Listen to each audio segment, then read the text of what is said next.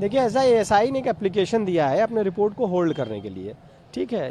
तो honourable court ने चूंकि कल कुछ न्यायालय की व्यस्तता थी उस वजह से कल आदेश नहीं आ पाया। न्यायालय ने कल आज की तिथि नियत की है यानी 5 तारीख। तो आज 2 बजे के बाद हम उम्मीद करते हैं कि आज आदेश उस पर आ जाना है। बेसिकली एएसआई की जो एप्लीकेशन है कि 4 हफ्ते तक उसको होल्ड कर दिया जाए रिपोर्ट को, तो उसी संबंध में आदेश आज आना है। 4 हफ्ते के साथ साथ एक मामला और आ रहा है सफाई वाला, वो सफाई वाला क्या मामला है? अभी उस पर तो ऑब्जेक्शन फाइल होना है, अभी उस पर सुनवाई होनी है। मुस्लिम पक्ष की क्या दलील है सफाई पे कि उनका वो कहना साफ है करेंगे? उनका कहना है कि वजू खाना जो है वो सील्ड है, उसको खोलकर उसको साफ़ सुथरा करके और वहाँ जो मछलियाँ हैं वो सब चीज़ों को, तो चूंकि ऑनरेबल सुप्रीम कोर्ट के ऑर्डर से वो सील्ड है तो जो भी है वो सब्जेक्ट मैटर वहाँ प्रेजुडिस है, तो सॉरी सबजुडिस है। तो ऐसी परिस्थिति में जो है ऑनरेबल सुप्रीम कोर्ट जैसा डायरेक्ट करेगी वैसा ही हो सकता है। लेकिन मुस्लिम पक्ष शायद ये कह रहा है कि वो साफ हम लोगों को करने को दिया जाए ऐसा। तो साफ़ करने को दिया जाए बात ठीक है, लेकिन वो साफ़ करने के लिए उसको खोलने का आदेश देगा कौन? वो तो माननीय उच्चतम न्यायालय के ही आदेश से होगा।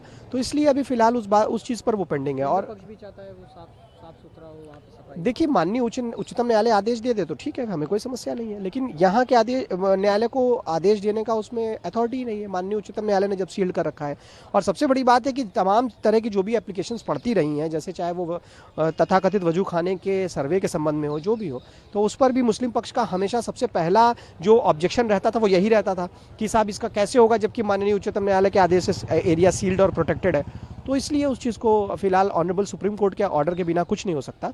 और बाकी जो एप्लीकेशन उन्होंने दिया उस पर हम ऑब्जेक्शन देंगे, हमारा आर्गुमेंट होगा। और रही बात इस पर जो एएसआई का एप्लीकेशन उस पर आज ऑर्डर आ जाना चाहिए। आज ऑर्डर आ जाएगा जी जी। इसी के बाद ही डिसाइड होगा कि अगर कोर्ट न्यायालय 4 हफ्तों का समय दे देता है तो अब 4 हफ्ते बाद ही ये डिसाइड होगा कि आप लोगों को कॉपी मिलेगी कि नहीं मिलेगी रिपोर्ट। नहीं देखिए ऐसा है, एक बात तो आपको बता दें कि ऑर्डर 26 का जब वर्बेटम पढ़ा जाएगा, order 26 rule 9 rule 10 rule 10A का क्लॉज 2 जब ये पढ़ा जाएगा तो उसमें स्पष्ट है कि देखिए अब कॉपी तो हमको मिलनी है, ये हमारा प्रेरोगेशन भी है, जो पार्टीज हैं उनका प्रेरोगेशन भी होता है। राइट टू इन्फॉर्मेशन नहीं, राइट टू इन्फॉर्मेशन तो मान लीजिए कॉन्स्टिट्यूशनल राइट है, वो विषय अलग है, लेकिन यहाँ स्टेच्यूटरी राइट हमारे पास है। देखिए अधिकार दो तरह के होते हैं, कानूनी होते हैं और मौलिक होते हैं। तो यहाँ जो कानूनी अधिकार हमारा जो है वो कानूनी अधिकार हमें ये कहता है कि हमको रिपोर्ट वो हम प्राप्त कर सकते हैं, और साथ ही क्योंकि शैल वर्ड का इस्तेमाल है।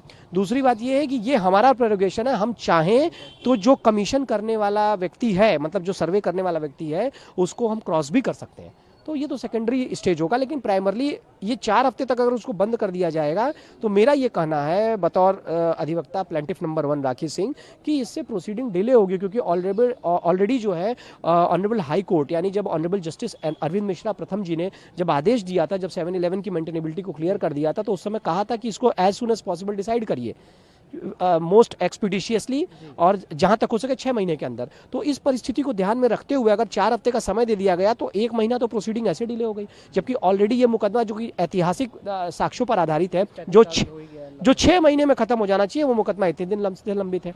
तो इसलिए मेरे हिसाब से ये जो है ऑर्डर ऐसा नहीं होना चाहिए।